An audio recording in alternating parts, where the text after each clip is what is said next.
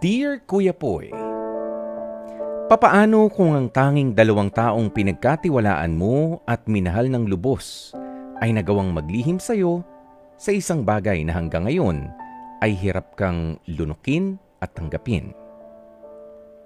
Magandang araw sa inyo at sa lahat ng mga nakikinig at nanonood sa Facebook Live ng 92.3 True FM sa programang Heart to Heart. Ako po si Jansen, taga Laguna. Ang totoo niyan, lumaki akong walang ama at tanging si mama lang ang naggapang sa akin para mapalaki ako na maayos. Nangyari yan habang ipinagbubuntis ako ni mama noong 18 years old pa lamang siya. At dahil nga sa nangyari kay mama ay pinili naming tumira dito sa Laguna matapos ang pangiiwan sa kanya ni papa. Sa paglipas ng mga panahon ay may nakilala akong bagong kaibigan. Ang totoo niyan, tropa ang turing ko kay Alvin. Mas matanda lamang siya sa akin ng 5 taon. May pagkabulakbol itong si Alvin, kaya nga naabutan at naging kaklase ko siya sa eskwelahan. Sabay kaming nagtapos ng pag-aaral. Magkasama kami sa lahat ng mga bagay ni Alvin. At sa tuwing pinagagalitan ako ni Mama, ramdam kong kasangga ko itong si Alvin sa oras ng aking pangangailangan. To be honest, pakiramdam ko nakahanap ako ng isang kapatid sa hindi ko naman kadugong magulang. Halos ako rin kasi ang nag-push kay Alvin naman para makapagtapos siya ng pag-aaral. Bulakbul man itong si Alvin pero tumutulong din siya sa kanyang pamilya sa pamamagitan ng pagsa-sideline nito sa ibang trabaho. Kaya rin nga umabot sa punto na hindi niya talaga natututukan ang kanyang pag-aaral. Nang i-open up ko naman kay mama ang sitwasyon ng tropa kong si Alvin, ay tinulungan niya ito sa ibang mga gastusin hanggang sa eventually nga ay parehas kami at sabay na nakapagtapos sa pag-aaral at nagkaroon na rin ng kanya-kanyang trabaho. Sa tagal ng aming pagkakaibigan, Kuya Poy, ay talagang kapatid na ang turingan namin ni Alvin sa isa't isa. Pero ang magandang samahan namin ni Alvin, hindi ko talaga inakala na mapapalitan pala. Nangyari yan matapos ang hindi ko inaasahang pagkakataon. Nang maaktuhan ko at maramdaman na inihatid ni Alvin si Mama sa kanyang pinagtatrabahuhan.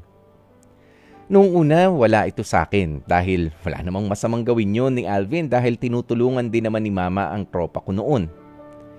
Pero ang kakaibang pakiramdam na yun ay lalong luminaw matapos kong masaksihang nakayakap si Mama kay Alvin.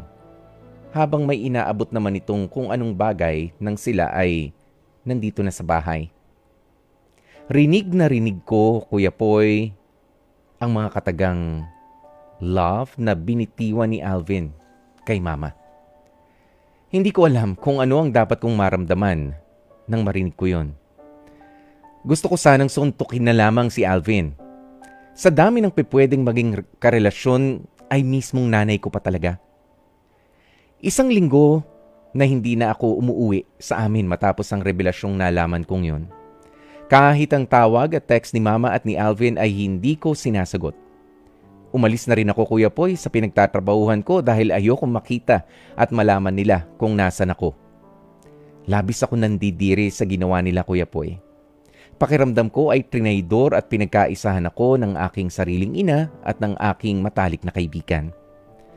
Kaya nga nagdesisyon akong sumulat sa inyong programang Heart to Heart sa pag-asang mabibigyan niyo ako ng payo sa problemang tinutuos ko ngayon.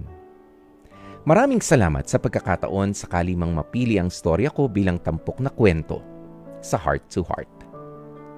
Lubos na gumagalang, Jansen. Dear Kuya Poy, At yan na nga mga kapatid, ang kwentong ibinahagi sa atin ni Jansen sa pagitan nila ng kanyang matalik na kaibigan na si Alvin at ng kanyang mama mismo.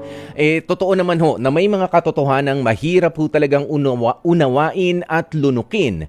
Pero kung mga mahal mo sa buhay ang nagdulot sa nito, lalo lang talagang parabang nagiging mas mahirap. Pero wala tayong ibang magagawa, Jansen, kundi yung pilitin ang ating mga sarili na unawain ang kanilang sitwasyon. Hindi agad-agad, 'Di ba? Pwede kang lumapit. Siyempre, hindi mo maitatanggi na habang buhay ikaw ay konektado sa nanay mo dahil nanay mo siya. Ha? At ikaw rin naman ay maraming mga panahon na ginugol para kilalanin ang isang matalik na kaibigan sa pamagitan naman ni Alvin. Hindi sa nanghihinayang tayo, pero mas maganda na sa panahong ito ay alamin mo ang intensyon nila talaga sa isa't isa. 'Di ba? Just be there as a son to your mother. Gabayan mo siya. Kung alam mong naglolo ko lang itong si Alvin, putulin na. Sabihan mo nanay mo. Pero kung maayos naman talaga at na-develop na lamang sila sa isa't isa, ay wala namang masama ron. After all, single ang nanay mo.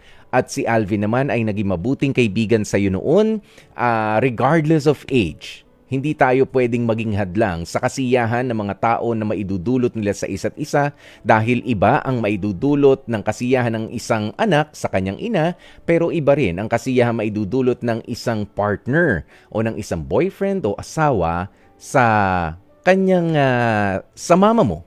Iba rin yun. Hindi pa pwedeng sa'yo lang nakafocus ang lahat. Sa ngayon, naintindihan ko dahil nga nagulantang ka, wala kang kaalam-alam sa mga pangyayari, but the mere fact na gusto ka nilang kausapin, nagre-reach out sila sa'yo, unti-untiin mo. Siguro ang una mo nang lapitan is yung nanay mo.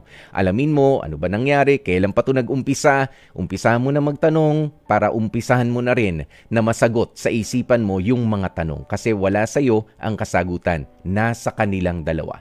Pero kung ma-feel mo, at talaga namang alam mo na capable sila parehas na magmahalan at tunay na mahal nila ang isa't isa, you just have to accept the fact na sila talaga ang malamang na, nga lang, anong itatawag mo nga pala kay best friend? Oo, kung magiging amain mo na siya, ano? Yan, yung mga ganyan. Nakakatawa pero nakakainis na isipin ngayon, nakaka-pressure pero wala tayong ibang paraan kundi ang unti-unting alamin ang katotohanan. Ayan, be there for your mother muna. Ayan, and then pumunta ka na rin kung nandun ka para maging kaibigan doon sa matalik mo namang kaibigan.